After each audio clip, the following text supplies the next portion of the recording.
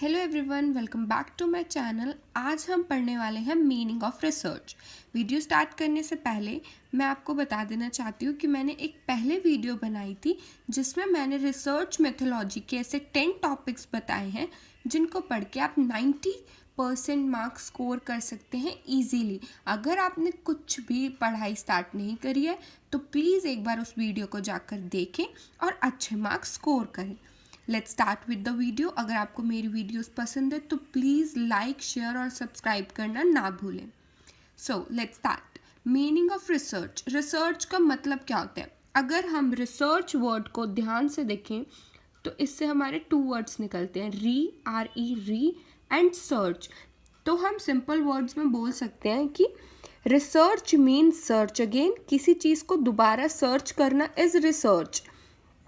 आगे अब हम इसकी एक डेफिनेशन पढ़ लेते हैं छोटी सी।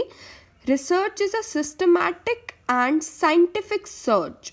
जो हमारी रिसर्च होती है वो सिस्टमैटिक और साइंटिफिक सर्च होती है जिससे हम वेरियस इंफॉर्मेशन को गैदर कर पाते हैं।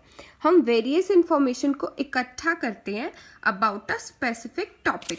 तो रिसर्च का मतलब क्या हुआ कि एक साइंटिफिक और सिस्टमैटिक सर्च जिससे हम अलग अलग तरह की इंफॉर्मेशन जानकारी इकट्ठा करते हैं किसी एक टॉपिक के बारे में, तो वो क्या हो गया? रिसर्च हो गया। किसी एक टॉपिक के बारे में साइंटिफिक और सिस्टमैटिक तरीके से जानकारी इकट्ठी करना इज रिसर्च। ठीक है।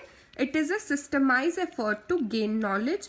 नॉलेज बढ़ाने के लिए जो हम सिस्टमाइज एफर्ट्स करते हैं वो है हमारी research.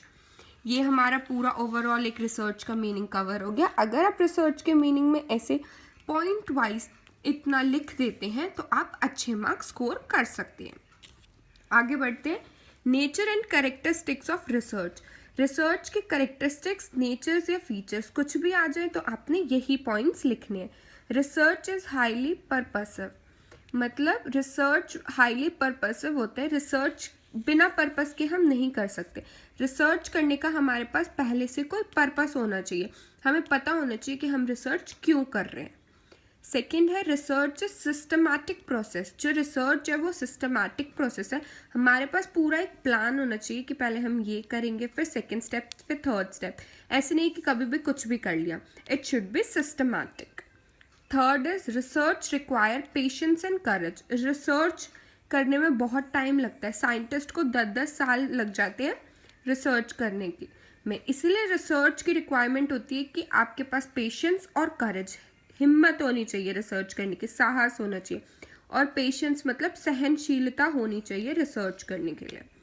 Next we have research is based upon observation and experiments. Research करने के लिए एक्सपेरिमेंट्स करने होते हैं, ये तो हमें पता है, but observation are equally important. Observations भी बहुत इम्पॉर्टेंट है। हम लोग जो भी चीज़ें ऑब्जर्व कर रहे हैं वो भी हमारे रिसर्च का ही पार्ट होते हैं। In the last we have research is directed toward solution of problem. हम रिसर्च तभी करते हैं जब हमारे पास कोई प्रॉब्लम हो या हमने कुछ नया इन्वेंट करना हो। बिना मतलब पे रिसर्च हम नहीं कर सकते। We should have some purpose कि कोई प्रॉब्लम है उसका सॉल्यूशन के लिए। जैसे अगर हम एग्जाम्पल लें तो पहले मैचस्टिक का इन्वेंशन कैसे हुआ? पहले स्टोन्स होते थे, स्टोन्स को रगड़ रगड़ के आग निकालते थे। वो बहुत प्रॉब्लमैटिक था, बहुत टाइम लगता था। तो किसका इन्वेंशन हुआ? मैचस्टिक का इन्वेंशन हुआ।